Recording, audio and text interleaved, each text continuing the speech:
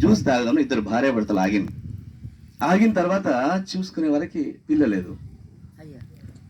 ఓయమ్మ బిడ్డ ఎక్కడ పోయింది మళ్ళీ పరిగెత్తాను. శనిగారం దగ్గర కుక్కలు తింటున్నాయి, పిల్లను కుక్కలు తింటున్నాయి. చూసి ఎంత ఆనందంగా ఉంటుంది ఆ జంట, ఎంత అద్భుతంగా ఉంటుంది జంట. గణిట్రాయి తీసుకోపోతున్నాడు, ట్రాక్టర్ మీద పోతున్నాడు, వెనకకెళ్ళిపోయి వెనకాల తప్పు పడుతున్నాడు. గణిట్రాయి పెట్టి ఇద్దరు భార్యాభర్తలు పోతున్నారు. ట్రైన్ పోతుంది, ఇద్దరు కలిసి వెళ్తున్నారు, బండి మీద ఉన్నారు భార్యాభర్తలు. పైనుంచి ఒక గద్ద నాగుంపామును పట్టుకొని పోతుంది. నాగుంపామును దొరికింది, అది తీసుకొని పోయి తిందామని ఆలోచనతో తీసుకోపోతుంది. అది వదిలిపెట్టుకుందాం అనుకుంటుంది, అది తిందాం అనుకుంటుంది, తీసుకుపోయి తిందామని. అది విపరీతంగా దీని బాధ, దీనికి దాని బాధ. అది నేను తినాలి, నేను విడిచిపెట్టుకోవాలి. అది గట్టిగా పడుతుంది. అది రాగానే ఆ ఇద్దరు భార్యాభర్తల మీద పడింది. నాగుంపాము కోపంగా ఉంది, ఇద్దరికి డాన్స్ చేసింది, ఇద్దరికి చనిపోయినారు. పండు ముసలోళ్ళు ఉన్నారండి, ఎప్పుడు చేస్తానా ఇవన్నీ బొక్కలని పరిశాన్ అవుతున్నాయి. ఇక్కడే మూత్రము, ఇక్కడ మనము, ఏం చేయాలని నాకు కలుతుంది. నేను చాలా కష్టాల్లో ఉన్నాను, తిరగడానికి వస్తలేదు, పుండ్లు అయిపోయింది, చావు వస్తలేదు. బండ్ల మీద పోతున్నారు. అప్పుడప్పుడే రోజు నేను సిద్దిపేటలో వార్తలు చదువుతాను, రెండు మూడు వార్తలన్నీ కూడా యాక్సిడెంట్ వార్తలు వస్తున్నాయి. వయసు పిల్లలు చచ్చిపోయినారు. ఎప్పుడు చంపుతాడో, ఎప్పుడు ఏం చేస్తాడో దేవుడు తెలియదు. ఆ ఉన్నన్ని రోజులు చాక హ్యాపీగా బతుకుదామనే ఆలోచనతోటే ఇలాంటి కార్యక్రమాలు. ఏ చావు పుట్టినప్పుడు ఏం ఉండదు, కళ్ళు ఉంటాయి, మనకన్నీ కూడా కనిపించదు, చెవులు ఉంటాయి, వినిపించదు, చేతులుంటాయి, పని చేయం, కాళ్ళు ఉంటాయి, నడవం. అన్నీ ఇస్తాడు దేవుడు, ఇస్తాడు మెల్లమెల్లగా ఇచ్చి లాస్ట్ వరకు అన్ని 15 సంవత్సరాలు వచ్చేటప్పుడు మీసాలు గడ్డం వచ్చేంత వరకు ఆపి తర్వాత తీసుకుంటుంటాడు, ఒక్కొక్కటి లాక్కుంటాడు. ముందు తెల్లగా రంగు లాగేసుకుంటాడు, కళ్ళు చూపు లాగేసుకుంటాడు, స్మార్ట్నెస్ లాగుంటాడు, జీర్ణశక్తి లాగేసుకుంటాడు, కాళ్ళ నడక లాగేసుకుంటాడు, మాట లాగేసుకుంటాడు, లాస్ట్కు శ్వాస లాగేసుకుంది. ఈ చెత్త దీన్ని తీసుకుపోయి కాళ్ళ పెడతారు. హిందువులు అయితే, ముస్లిమ్స్ అయితే బొంద పెడతారు. పారసీలు అయితే పెద్ద బావి ఉంటుంది, బావి మీద సలాకలు ఉంటాయి, ఆ సలాక మీద తీసుకుపోయి వేసేస్తారు. దాని తర్వాత అక్కడి నుంచి తినేస్తారు. దేనికైనా పనికొస్తుంది ఈ ఆహారం అని చెప్పి ఆలోచనతో. అది చావు, అది బతుకు. కాబట్టి అలాంటి బతుకులో ఏ విధంగా బతకాలి మనమంతా కూడా అనే ఆలోచనతోటే మనసులో ఒకటి, మాటలో ఒకటి, చేతిలో ఒకటి చెడ్డవారు. మనసులో అదే, మాటలో అదే, చేతిలో అదే మంచివారు. అలాంటి మంచి మనసున్న మహిళా జీవనాలకు అందరికీ కూడా ఒక ట్రైనింగ్ ఇచ్చేసి మంచి మనసు సమాజానికి నవోన్మేష సమాజ నిర్మాణం చేద్దామనే ఆలోచనతో అందరం ఒక దగ్గర కూర్చొని ఇట్లాంటి కార్యక్రమాలు ఏర్పాటు చేసుకొని కలమషం వదిలిపెట్టచ్చు, ఈర్ష్య, ద్వేషం అవన్నీ కూడా వదిలిపెట్టేసేసి మంచి మనసును తయారు చేసుకోవడానికి. ఇదే మంచి బట్టలు ఉతుకున్నాం, ఎక్కడ ఉతుకున్నాం? కొంతమంది బావిలో ఉతుకున్నారు, కొంతమంది వాషింగ్ మిషన్ లో ఉతుకున్నారు, కొంతమంది నల్ల దగ్గర ఉతుకున్నారు, కొంతమంది సముద్రంలో ఉతుకుతున్నారు. ఏనా ఉతకడం లేదు, మైలా ఉంది కదా ఉతకాలి. ఇక లేదు నేను అలలు అయిపోయిన తర్వాతనే ఉతుకుతా అని చెప్పి సముద్రం దగ్గర నిలబడ్డ క్యాండిడేట్ అలలు ఎప్పుడు ఉతుకోడు. అలలు అయిపోయిన తర్వాతనే ఉతుకుదామనే ఆలోచన ఉందనుకోండి, ఇక్కడ ఉంటుంది, అక్కడ అలలు ఆకుండా ఉంటాయా? వస్తూనే ఉంటాయి. మనం ధ్యానం చేస్తున్నాం, చిలుకలు, 2 చిలుకలు కయ్య అరిచినాయి. మీరు చూసినా విన్నారో లేదు? లారీల సప్పుడు వస్తూనే ఉన్నది, బుర్రు చాలా దూరంగా. ఇదే ధ్యానం మనం బస్ స్టాండ్లో చేస్తే ఇంకెప్పుడు, ఇదే చార్మినార్ దగ్గర చేస్తే ఇంకా ఎక్కువ, ఇంకా కొంచెం గుట్టల్లో వెళ్ళి ఇక్కడ నుంచి ఇంకా దూరం వెళ్తే అక్కడ భగవంతుడు దొరుకుతాడు. ఇట్లా నేను గంటసేపు మాట్లాడాలి, ఎంత టైం తెలియదు నాకు, కానీ నాకు ఒక గంటసేపు టైం ఉంటే బాగుంటుంది, కానీ అలాంటి టైం లేనట్టుంది బహుశా. కాబట్టి ఇంత నేర్చుకుని కూడా మళ్ళీ మనం అట్లాగే వెళ్ళి ఇంత బట్టలు మంచి ఉతుకొని మళ్ళీ బురదలో కూర్చొని మళ్ళీ అక్కడే మంచలు వేసుకు ఏర్పాటు చేసుకుంటే లాభం లేదు. మనస్సును చాలా శుభ్రంగా చేసుకున్న తర్వాత ఆ శుభ్రాన్ని అట్లాగే పెట్టుకుంటే బాగుంది. దాని అందుకే హార్ట్ఫుల్నెస్ అని. మనకి దగ్గర పాలమెటోడు వచ్చేటటువంటి క్యాండిడేట్ ఆ లీటర్ పాలలో సగం పోస్తున్నాడు అనుకోండి, ఏమంటాం మనం? అరే ఫుల్ ఉండాలి, అది ఫుల్ వేస్తేనే బాగుంటుంది. కొంతమంది నిండా నింపనికి రాకపోతే వేసి మళ్ళీ కొంచెం వేస్తారు, అది కొంచెం తక్కువ వేసినాం కదా అని చూడండి. మీరు ఇప్పుడు పాలు తీసుకునేటట్టు సమయంలో బండిలో ఆయిల్ వేసుకుంటున్నాం మనం, వాళ్ళు కొంచెం తక్కువ వేసినారు అనుకోండి, మనకు ఒప్పుకోం. మనం అంతా కూడా ఫుల్ వేయాలి కదా, ఇన్ని లీటర్ల పెట్రోల్కు ఇన్ని లీటర్ ఆయిల్ వేయాలి కదా, ఇంత వేయాలి కదా అని వేసుకుంటాం. కాబట్టి హార్ట్ను ఫుల్గా కలమషం లేకుండా, ఈర్ష్య లేకుండా ప్రేమ నింపుకుంటే, ఆ ప్రేమని నింపుకొని మనమంతా కూడా ముందుకెళ్తే మన జీవితం బాగుంటుంది, శుభ్రంగా ఉంటుంది, చక్కగా ఉంటుంది, హ్యాపీగా ఉంటారు. అందరు కూడా కలిసింది, హిందువు లేదు, ముస్లిం లేదు, క్రైస్తవు లేదు, అందరు మానవ జన్మ ఒకటే. అందరికీ భూమి, ఆకాశం అర్థమైంది. అందరూ ఒకటే గాలి పీలుస్తున్నాం, అందరూ ఒకటే గాలి, ఒకటే ఆకాశం కింద ఉన్నాం.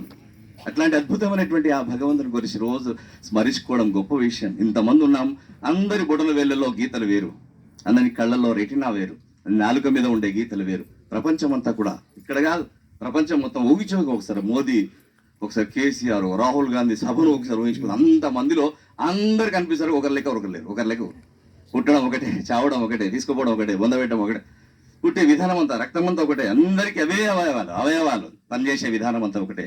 కాబట్టి ఆ భగవంతునికి చేరేటటువంటి మార్గాలన్నీ కూడా వేరు వేరు వేరు వేరు భిన్నంగా ఉన్నాయి. నేను ముస్లిం క్యాండిడేట్ కాబట్టి, నేను ఆ కులంలో పుట్టినాను కాబట్టి నేను నమాజ్ చేసుకుంటాను, రోజా ఉంటాను, రంజాన్కి సంబంధించినటువంటి విహారం.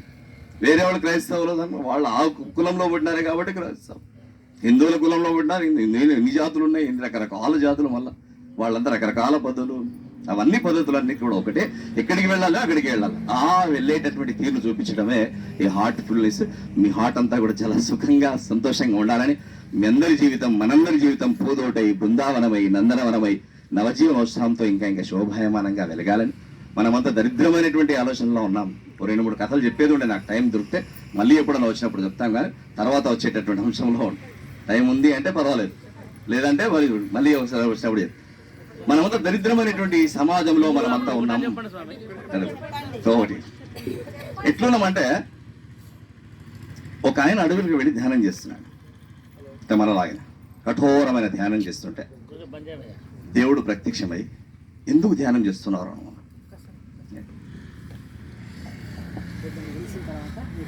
చేస్తుంటే దేవుడు ప్రత్యక్షమే ఎందుకు ధ్యానం చేస్తున్నావును? ఏం లేదు సార్, తినడానికి తిండి లేదు, చాలా ఇబ్బంది పడుతున్నాను, చాలా కష్టాల్లో ఉన్నాను. ఓ అట్లాగా, నీకు 1 గంట ఇస్తున్నాయి, గంట కొట్టుకోపోయేదంటే అది వస్తుంది. గంట ఇచ్చి పరిగెత్తుతున్నాడు. ఆయన పరిగెత్తుంటే మళ్ళీ దేవుడు రైట్రా, ఈ గంట మహత్యం తెలుసా నీకు? ఏదంటే అది వస్తుందిరా నీకు, కానీ ఇరుగు పొరుగు వాళ్ళకు డబ్బులు వస్తుందిరా. నువ్వు గంట కొట్టి 100 మామిడి పళ్ళు అడిగినావు అనుకో, 100 మామిడి పళ్ళు నీకు వస్తాయి, పక్క వాళ్ళకు 200 వస్తాయి.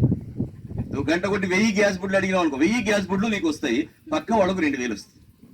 నువ్వు 1,00,000 బియ్యం బస్తాలు అడిగినావు అనుకో, 1,00,000 బియ్యం బస్తాలు నీకు వస్తాయి, పక్క వాళ్ళకు 2 లక్షలు వస్తాయి. రాను పరిశాన అయిపోయింది వీడు. ధ్యానం చేసింది నేను,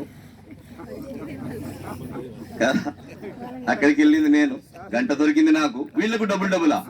అస్సలు గంట కొట్టాను, గంట గూట్లో పడేసి విదేశాలకు వెళ్ళిపోయాను. నేను పోయి వస్తా పైలమే పిల్లో ఆకు దుబాయ్కి అనుకుంటా దుబాయ్కి వెళ్ళిపోయాను. పాపం ఆడవాళ్ళకి ఏం పని లేకపోతే ఇల్లు దులుపుతుంటారు కదా, ఆమె వాళ్ళ భార్య ఇల్లు దులుపుతుంటే గూట్లో గంట దొరికింది. గంటను దులిపగానే దేవుడు ప్రత్యక్షమే. ఏం కావాలమ్మా, ఏం కావాలి సార్? తినడానికి తిండి లేదు, మా ఆయన దుబాయ్కి వెళ్ళిపోయాడు, చాలా కష్టాల్లో ఉన్నాను, నేను చాలా ఇబ్బందులో ఉన్నాను. అట్లాగా కందిపప్పు, ఎర్రపప్పు, జీలకర్ర, బెల్లం, మన్ను, మసాలం అన్నీ వచ్చినాయి. ఎంతైతే వచ్చినాయో పక్క వాళ్ళకి డబ్బులు వచ్చినాయి. అది పరిశాన్ అయిపోయి, నేను ఇంత సామాన్ వచ్చింది, ఎక్కడ పెట్టుకోవాలి నేను? ఇంత చిన్న గుడిసెలు, అది నాది, చిన్న గుడిసె లాంటి ఇల్లు నాది. 1 అంతస్తు బిల్డింగ్ కావాలని కట్టింది ఈమెకు. 1 అంతస్తు బిల్డింగ్ వచ్చింది, పక్క వాళ్ళకు 2 అంతస్తుల బిల్డింగ్ వచ్చింది. పరిశాన్ అయిపోయాను. అరే ఇంత పెద్ద బిల్డింగ్ ఎక్కడో నడపను, నాకు ముందే నడుము నొప్పి. 2 పని మనుషులు కావాలని గంట కొట్టింది. ఈమెకి 2 పని మనుషులు వచ్చారు, పక్క వాళ్ళకి ఇటు పక్క వాళ్ళకి 4 పని మనుషులు. నాకు 1 మారుతి కారు కావాలని కొట్టింది, ఈమెకు 1 మారుతి కారు వచ్చింది, పక్క వాళ్ళకి 2 మారుతి కార్లు వచ్చి హ్యాపీగా కాలం గడుతుంది. ఏది కావాలన్నా గంట కొడుతుంది, వస్తుంది, హ్యాపీగా ఉంది, పక్క వాళ్ళకి డబ్బులు వస్తుంది, చాలా సంతోషంగా ఉంది. కొద్ది రోజుల తర్వాత వాడు వచ్చాడు, దూరం నుంచో చూసినాడు భర్త. ఇది గంట కొట్టేట్టే ఉంది, నాకెరిక మా భార్య గంట కొట్టినట్టే ఉంది, గంట కొట్టి లోపల ఏంది ఇదంతా, ఏం లేదండి, మీరు దుబాయ్ పోయిన తర్వాత గూట్లో గంట దొరికింది, గంట దొరికితే ఇక అది కొడితే ఏదంటది వస్తుంది, నీకు జీన్స్ ప్యాంట్ తేవాల, కొత్తది తెస్తుంది, పోయినట్టుంది కదా కొత్త జీన్స్, నీ జీన్స్ ప్యాంట్ అంటున్నావు, అక్కడ చూడు ఎంత ఎదిగిపోయారు వాళ్ళంతా, ఆ గంట దేపో. పాపం భారతీయ నారీ కదా, భర్త చెప్పగానే వింటది, తీసుకొచ్చి గంట ఇచ్చి ఇయ్యంగానే వీడు కొడుతున్నాడు. గంట కొట్టి నాదొక కన్ను పోవాలని గంట కొట్టిండు, పక్క వాళ్ళ 2 కళ్ళు పోయింది. మళ్ళా గంట కొట్టి నాదొక కాలు పోవాలని గంట కొట్టిండు, నేను కాలు పోయింది, పక్క వాళ్ళకి 2 కాళ్ళు పోయింది. మళ్ళా గంట కొట్టి మా ఇంటి కూడా పెద్ద గుంత కావాలని కొట్టిండు, వీళ్ళ ఇంటి కూడా పెద్ద గుంత అయింది, వాళ్ళ ఇంటి కూడా 2 గుంతలైనాయి. ఆ 2 గుంతలలో ఆ గుడ్డి వాళ్ళు కుంటి వాళ్ళు పడదొస్తుంటే మంచిగా పడుతున్నావు బిడ్డ, మంచిగా ఒంటికాలతో బాగా పడుతున్నావు ఇప్పుడు. ఇలాంటి సమాజంలో మనమంతా బతుకుతున్నాం. ఇలాంటి సమాజం అంతా, ఆమె మంచిదా ఆయన మంచివాడా? ఎందుకు ఆమె మంచిది? నేను బాగా ఉండాలి, నా పక్క వాళ్ళు ఇంకా బాగా ఉండాలని కోరుకుంటుంది. ఈమెమనుకుంటుంది, నేను బాగా లేకపోతే కానీ పక్క వాడు బాగుండదు. తను కొంచెం ఎదుగుతానే కాలు పెట్టుకుంటుంది, కొంచెం ఎదుగునే కాలు పెట్టుకుంది. ఆ కోడలు పోయిందట అత్త మెడికల్ షాప్, మా అత్త చావాలి మంది ఇవ్వా, మా అత్త చావాలి మంది ఇవ్వా. ఆ మెడికల్ షాప్ తీసుకోపోమ్మా, ఇది తీసుకోపో, కానీ నా పేరు చెప్పకు, దండం పెడతా. తీసుకోపోయి రోజుకు ఒక గోళీ అయి తొందరగా మీ అత్త చచ్చిపోతుంది. పోతుండగా ఇంట్లో పిలిపించి, చూడమ్మా ప్రేమ చేసుకుంటా వెయ్యి, ప్రేమ చేసుకుంటూ 1000 గోళీలు తీసుకోపో, రోజుకో గోళీ అయ్యి.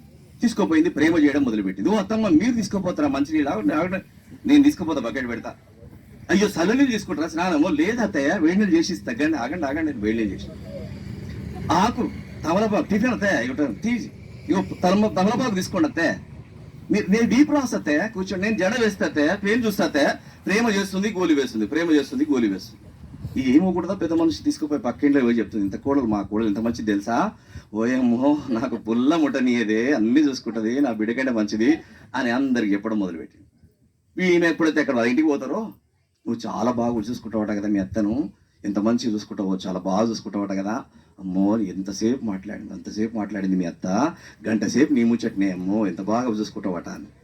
ఏం వచ్చింది అత్త, నాకెందుకు ఈ కమ్మలు ముసలానికి, నువ్వు తీసుకోకూడలా, బయటికి పోయి మారి నువ్వు మిరపకాయ బజ్జీలు బాగా తింటావు కదా, ఇగో తీసుకోకూడలా నీకోసం తెచ్చిన, ఇగో నీకు మల్లెపూలు తెచ్చిన మంచిగా అనిపిస్తుంది చూడు, తీసుకోపో, పెట్టుకో ఒకసారి మంచిగా అనిపిస్తావు, ఈ బడిచిలో నాకు ఎందుకు కూడాలా, నువ్వు పెట్టుకో ముసలితనానికి. ఆమెకు ప్రేమ చేస్తుంది. వాడు వచ్చి కొద్దిసేపు మాట్లాడిపో, పొద్దు నుంచి పని చేస్తాను, నేను కూరగాయలు తరుగుతాపో, నేను వంట చేస్తాపో, నువ్వు కొద్దిసేపు కోసం మాట్లాడిపో. ప్రేమ ఒకరి మీద ఒకరు ఎంత అయిపోయిందంటే చెప్పరా, ఇక ఒకరికొకరు వదిలిపెట్టి ఉండే పరిస్థితి లేదు. పరేషాన్ అయిపోయి మళ్ళీ ఉరికింది మెడికల్ షాప్కు.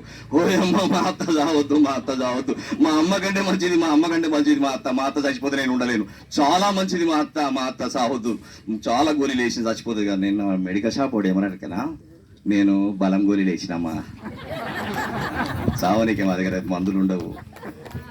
నీ ప్రేమ ఏదైతే ఉందో ఆ ప్రేమ మొత్తం వాడకత్వంగా నేర్పింది. అందరూ ప్రేమ అత్తగూడలతో మంచుకుంటున్నారు.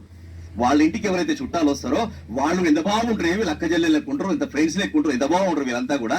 ఈ అక్క చెల్లెళ్ళు ఎంత బాగుంటారు, అట్లా ఉంటారు వీళ్ళంతా కూడా. అలా అంత ప్రేమ మొత్తం సమాజానికి పంపించేసినాం. అలాంటి ప్రేమ వ్యవహారము ఈ హార్ట్ఫుల్ మెడిటేషన్లో నేర్పిస్తున్నారు. ఆ ప్రేమ నేర్పించిన తర్వాత ఈ ప్రేమ 10 మందికి పంచండి, మంచి పంచి అందరికి. కారు చీకటి కమ్మినప్పుడు కాంతి నీవై కదలరా, తోటి వారల కష్ట సుఖముల తోడు నీవై కదలరా, దేశమొసగిన దేహమే ఇది, దేశమే నిన్ను పిలిచెరా అంటూ మీకు అందరికి అడ్వాన్స్గా హోలీ శుభాకాంక్షలు, ఉగాది శుభాకాంక్షలతో పాటు రంజాన్ శుభాకాంక్షలు మీ అందరికీ తెలియజేస్తూ నాకు ఈ అవకాశం ఇచ్చినందుకు ధన్యవాదాలు తెలియజేస్తున్నాను.